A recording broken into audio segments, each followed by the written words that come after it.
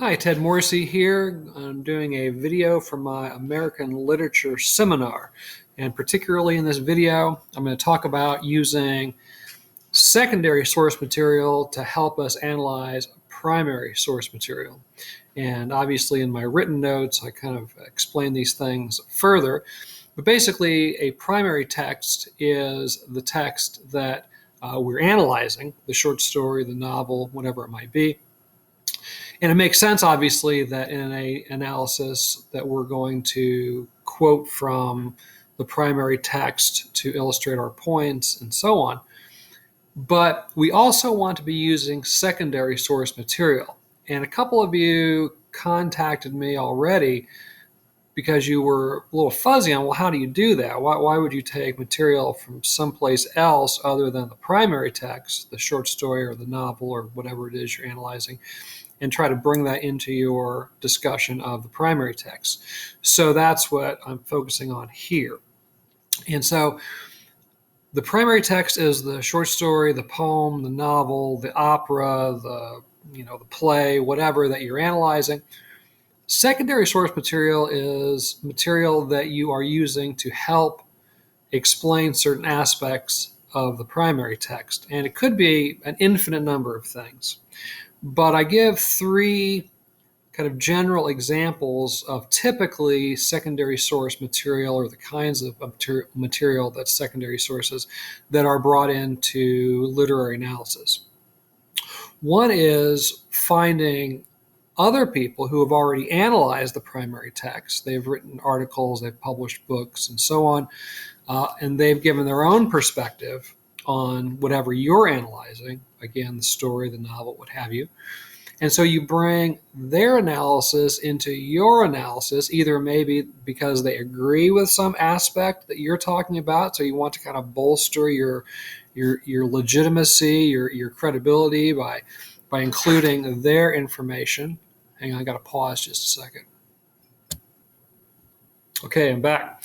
So you bring in an analysis by someone else because their analysis kind of bolsters, kind of supports some point you're trying to make, or maybe the purpose of your analysis is to kind of contradict or complicate previous analyses that have been done on your text. You disagree basically with what other people have said about it, and so you bring in their quotes, their perspective, setting it up as, this is a commonly held idea about this short story or this poem or this novel, but I have a different perspective, and so then you're going to go and give that. So other secondary source material in the form of analysis by other writers is one way that you could bring the secondary source material into your analysis. Another type of secondary source comes from a different field. Maybe you're going to look at the history of a particular time period, either the setting of the novel or maybe the time that the novel was written, for example. Or maybe you're going to bring in psychology or technology or anything really, some other field that has something to say that you can use in your analysis of the primary text. So you shed some light on that. Again, history is very common, psychology is very common, but it could be basically any field that shines a light on some aspect of your analysis, right? And then a third common secondary source material is something the author of the primary text has said in a different context. Maybe an interview with the author that you're analyzing. Maybe they have written an essay or craft essay about their work, and so you can bring that into your analysis. Maybe letters or diaries that they've written that have been published, or maybe you go to an archive and look at the original letter or diary or whatever it might be. But somehow or another, you bring the author of the primary text, their own words, their own perspective into your analysis of the primary text. And again, those are just three kind of broad examples, kind of common examples, but it could be in a number of things, right? To try to illustrate this in a little more detail, I'm going to talk about a story by this guy, William H. Gass, who is right over here, that guy. And specifically, I wanted to talk a little bit about his story, The Peterson Kid, which was a very early story. And it's collected in this book, In the Heart of the Country, and Other Stories. But this is The Peterson Kid. Some people refer to this as a novella. It's a long story, so it's kind of in that gray area between a short story and a novella. But this is a good story to talk about in our seminar because, as you know, our theme is the loss of innocence. And this story is very much about the loss of innocence. The first-person narrator is a boy of about 12 or 13 named Jorge Sigren, who lives on a remote farm in North Dakota. The story takes place in the early parts of the 20th century. And I wrote an analysis of The Peterson Kid a few years ago and presented it at a conference. And so I've just kind of printed it off the internet. It's available at my blog, and I've given you the link to that, and I'll include it in this YouTube post as well. But the title of my paper that I presented on The Peterson Kid is The Trauma of Alcohol Abuse, the True Intruder in William H. Gass's The Peterson Kid. And as I say, this is an appropriate story for our theme, but also I wanted to share this analysis because it draws on the three secondary source material types that I talk about in my notes and that I just talked about in this video. Either other people's analysis of the Peterson Kid, material from other disciplines, specifically psychology and psychologists who focus on alcohol abuse and how it impacts families, and then the author himself. So I include a quote from Gass about his childhood. Normally, I try to incorporate more from Gass directly into my analyses of Gass's work, but in this particular paper, there's just that one little example, but it still counts, right? So I'm not going to read this entire analysis to you. I want to give you kind of a sense of it, but I've given you the link, and I would definitely encourage you to take a look at it. And to see in particular how I incorporate these three different types of secondary source material into the analysis. But let me just read a little bit of it just to kind of give you a better sense of it. So I'm not going to read the entire introductory paragraph, but I'll just kind of jump in here and say that some writers have noted the connection between Gass's well-known miserable childhood, made miserable by Gass's alcoholic mother and hateful bigot of a father, and the fact that the novella's first-person protagonist is leading his own miserable life thanks mainly to his abusive and alcoholic pa. But they have failed to go much beyond the obvious surface connection. The purpose of this paper is to suggest that understanding the trauma of alcohol abuse within the context of a family is key to more fully understanding the enigmatic novella, whose final section in particular has left both casual readers and critics scratching their heads in puzzlement for more than 40 years. In fact, Arthur M. Saltzman said that attempting to gain a clear view of the plot is, quote, self-defeating because Gass steers us into cul-de-sacs, lets loose ends dangle, and plunges without warning into subjective distortions, end quote, thereby leaving the two most suspenseful narrative questions unresolved and unrelieved. So in that last bit there, I quote from someone else who has already analyzed the Peterson Kid, and their perspective lines up with mine in this regard. So I bring in their quote just to sort of add some validity and credibility to my analysis. But if you go to the Works Cited page,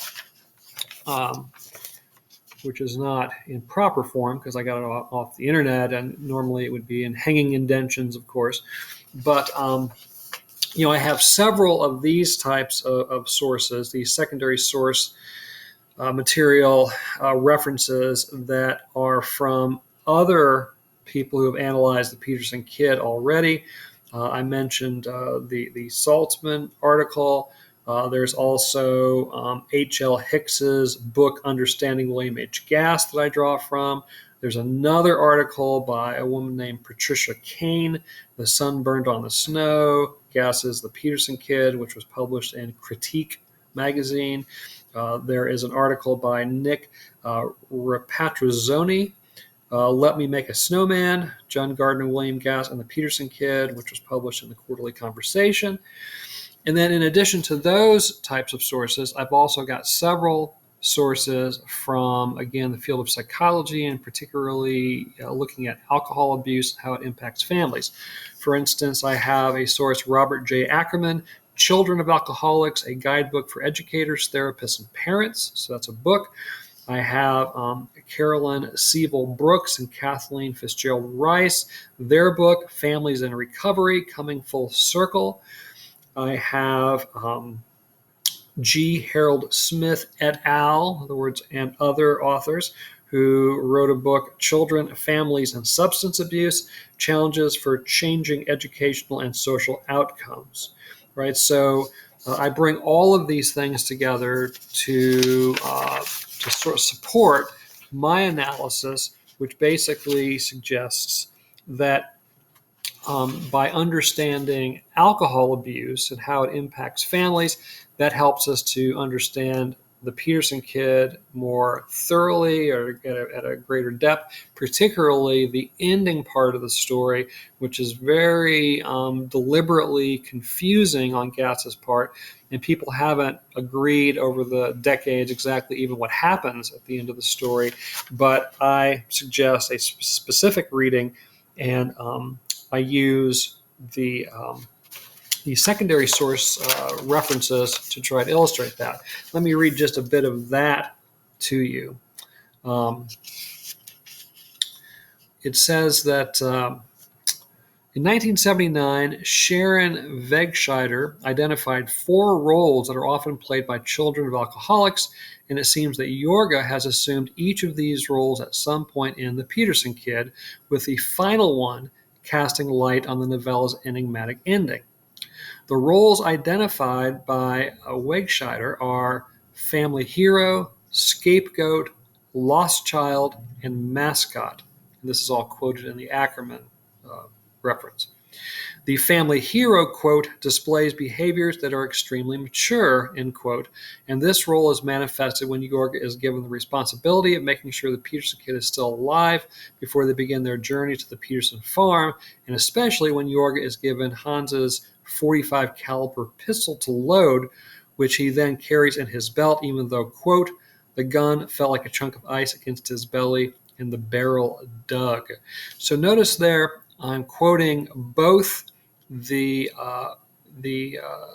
secondary source material in which Wegscheider identifies the various types of roles played by the children of alcoholics, and I quote in particular the definition of the family hero, and then I also later on give a direct quote from the story itself to validate that that actually happens in the story. Quoting and citing in literary analysis is absolutely essential, right? So I go on from there. I discuss each of these roles, again, the family hero, the scapegoat, the lost child, and the mascot, and give a definition for what each of those roles means in the context of a family which is dealing with alcoholic parents. And then also I show how that manifests itself in Gass's story, The Peterson Kid, and eventually talk about how Jorge, the main character and the narrator, is also portrayed as the mascot, which helps us understand the ending of the story. All right, I'm going to stop there, partly because this video has already gone on quite a while. I don't want it to be too long. But again, I do encourage you to take a look at my analysis, particularly, again, how I integrate quotes from the primary text from the Peterson Kid, but also information and quotes from these various types of secondary texts, either analyses that have already been done on the Peterson Kid or from these different disciplines, particularly psychology, and how it has a bearing on our understanding of the story. And then I do have a little bit from Gass himself, an interview that he did where he talks about his childhood. All right, so I'm going to stop there. Obviously, if you have further questions, contact me. But as we go on, hopefully that gives you a little better idea of how to bring secondary source material into the analysis of a primary text.